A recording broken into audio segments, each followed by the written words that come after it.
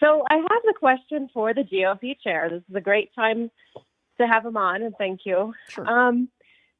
So I am, let me just be blunt with you. I am really concerned about where this country is headed.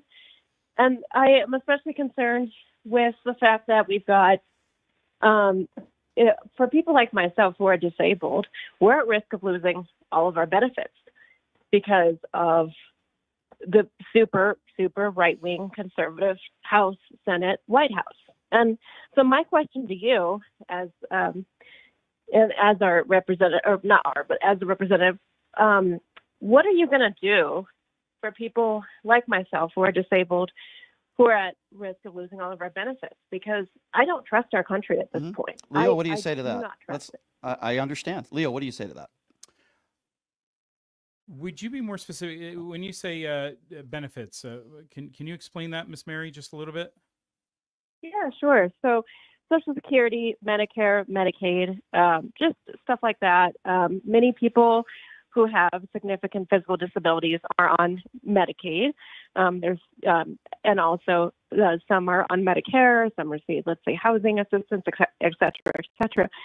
And when I was looking at Project 2025, they were talking about capping and major budget cuts, including, I know that Elon Musk wants to cut the budget by $2 trillion.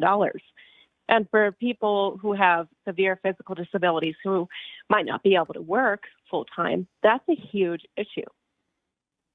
Okay, great questions. Let me try to extrapolate that a little bit.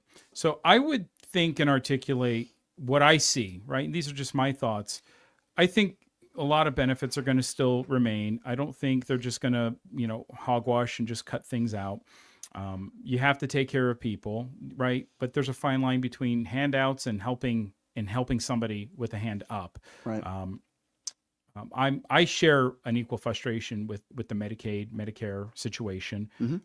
But Trump was very clear: no tax on tips, and then he expanded that: no taxing on overtime, and then he even made a comment talking about no taxing on Social Security. So I think you have a really clear linear direction where Trump's going to go. He's trying to cut those taxes. Yeah, I don't think he's going to pass that, by the way, the no tax on tips, and he hasn't. I think he can. I think he. Well, let me ask you a question on that, a policy question. Let me finish with her, but I want to circle back on that one. So I think you have clear direction from Trump where that can go, and with that kind of with seeing where that's going to go, I think it's going to financially get better for people. But I don't think it's going to be this broad wash of cutting. And then you mentioned Elon Musk. They did a study. One of the things that was brought to the attention, they did a study in I forgot the country. I want to say it was like England or Britain, where they spent $100,000, on fish. It's like, why is America doing some study on fish in Britain? It made no sense.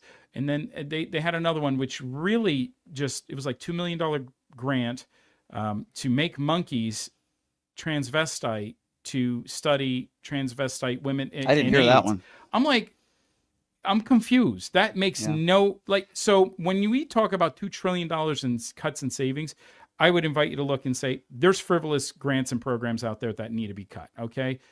Let's just start there. I don't understand some of these grants, and God help us on that one.